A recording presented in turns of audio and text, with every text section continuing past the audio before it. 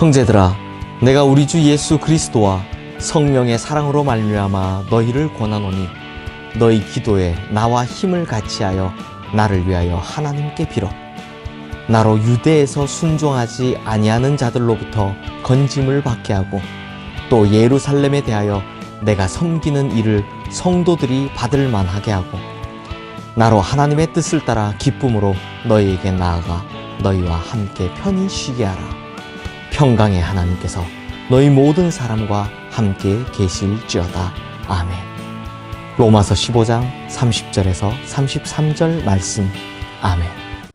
성도님들, 어제 우리가 본 대로 사도 바울은 지금 예루살렘으로 가고 있습니다.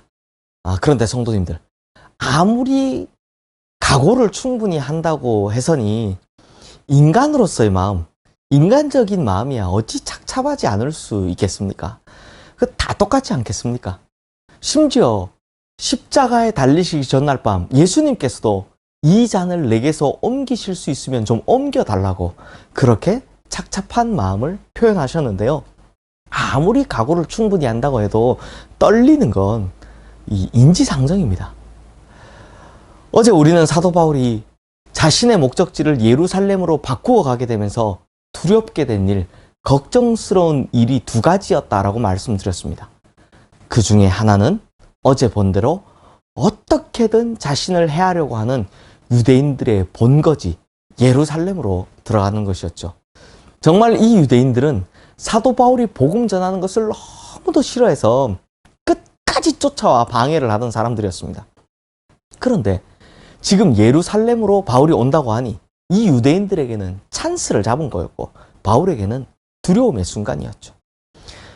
그리고 사도 바울이 가졌던 또 하나의 염려가 무엇이냐면 오늘 본문 31절 후반부에 나오는 또 예루살렘에 대하여 내가 섬기는 일을 성도들이 받을 만하게 하고입니다. 성도님들, 실제로 사도 바울은 유대인들 같이 복음을 거부하는 이들에게만 어려움을 당한 것이 아니었습니다. 심지어 같은 기독교인들에게서도 바울은 따돌림을 당해야만 했습니다. 왜냐고요? 바울은 이방인의 사도였기 때문입니다. 그러니까 여전히 유대교의 틀 안에서 생각해서 기독교를 유대교의 테두리 안에 집어넣으려고 하고 또 유대주의 기독교로 만들려고 하는 그 많은 유대인 기독교인들이 사도 바울을 싫어한 겁니다. 이방인들에게 복음을 전한다고. 심지어 이들은 사도 바울을 두고서 쟤는 사도가 아니다 라고까지 공격을 했었습니다.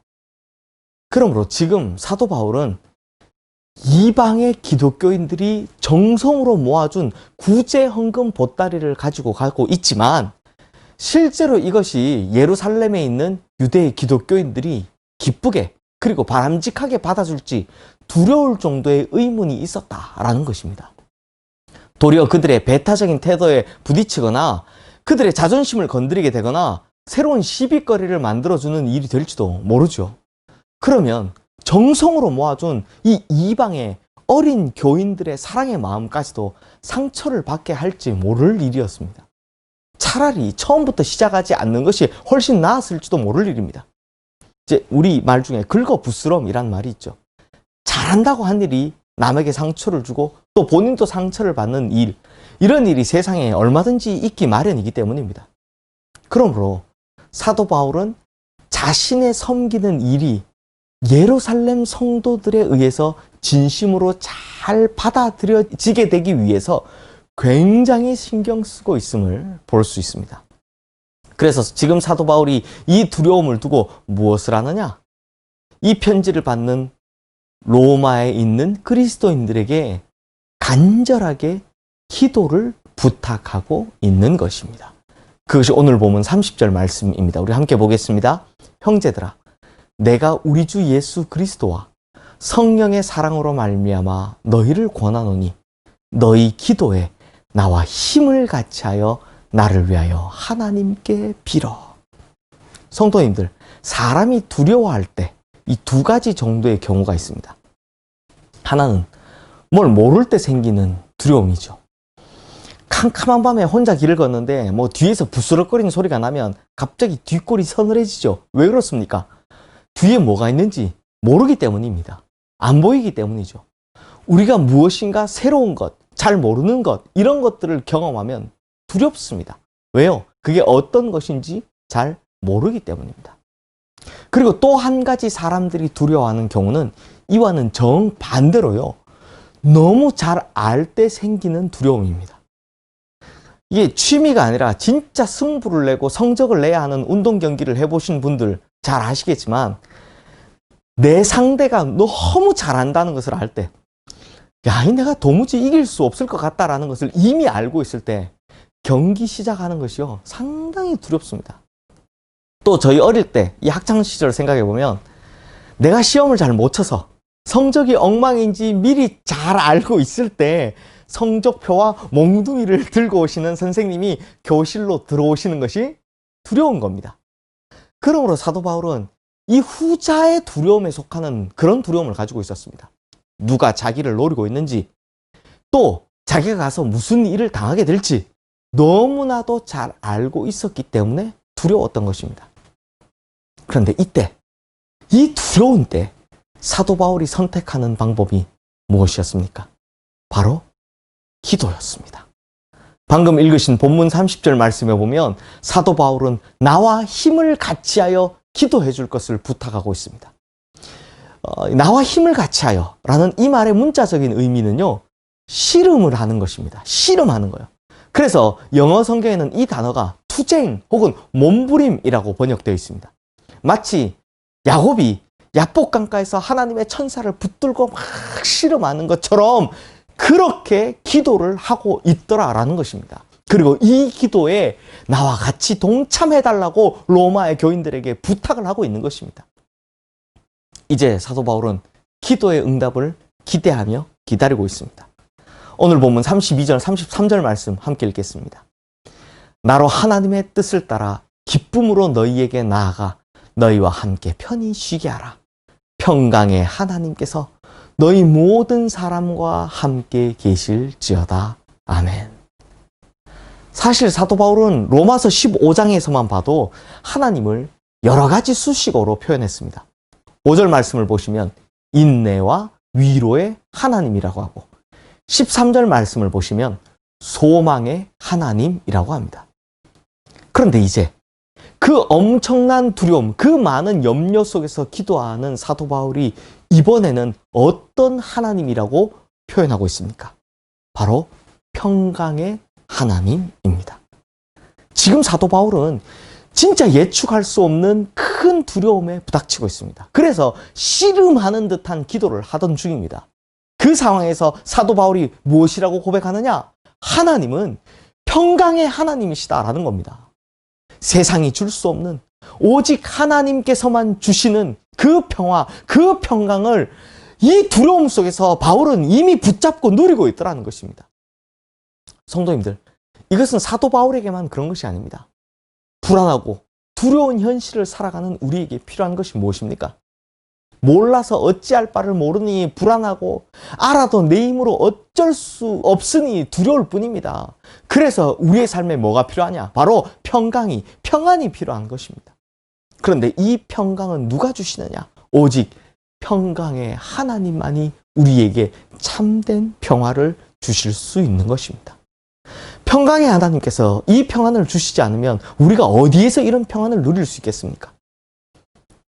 세상이 주는 평안, 그런 평안은요, 있으면 있어서 불안하고 없으면 없어서 불안하죠. 조용하면 이 고요함이 깨질까봐 불안하고 깨어지면 깨어진 그 고통 때문에 불안한 겁니다.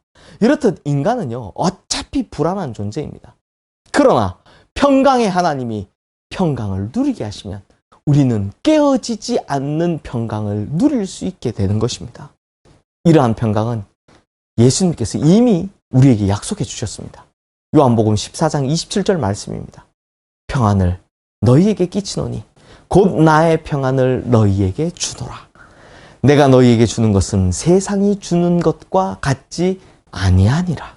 너희는 마음에 근심하지도 말고 두려워하지도 말라.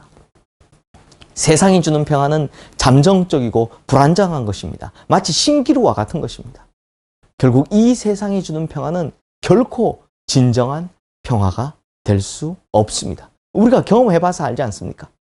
오늘의 평강이 내일의 불안이 되기도 하고 오늘의 기쁨이 내일의 탄식과 슬픔이 되기도 하지 않습니까? 그러니 이 세상이 주는 것은 어느 순간 언제 깨어 없어져 버릴지 알 수가 없는 것입니다. 그러므로 우리 주님께서 주시는 평강, 주님 주시는 평안만이 영원한 것인 줄로 믿습니다. 그러므로 우리 성도님들도 이런 주님께서 주시는 평강을 누리며 사시기를 바랍니다. 우리가 부르는 찬송가 370장에 보면 뭐라고 합니까? 주 안에 있는 나에게 딴 근심 있으랴. 십자가 밑에 나아가 내 짐을 풀었네. 그 두려움이 변하여 내 기도 되었고 전날의 한숨 변하여 내 노래 되었네. 후렴은 이렇죠. 주님을 찬송하면서 할렐루야 할렐루야 내 앞길 멀고 험해도 나 주님만 따라가리. 이렇게 평강의 하나님으로 말미암아 찬송하며 걸어가는 우리 성도님들 되시기를 주님의 이름으로 축원합니다. 기도하겠습니다. 하나님 아버지, 우리가 이 세상 살다 보면 잘 몰라서 두려울 때도 있고 너무 잘 알기 때문에 두려울 때도 있습니다. 그러다 보니 늘 걱정과 염려가 떠나지를 않습니다. 잠시 잠깐 평강을 누릴 때가 있고 잠시 잠깐 평안을 누릴 때도 있지만 그것이 언제 깨어질까 또 두렵고 또 깨어지면 깨어진 고통으로 말미암아 두렵습니다.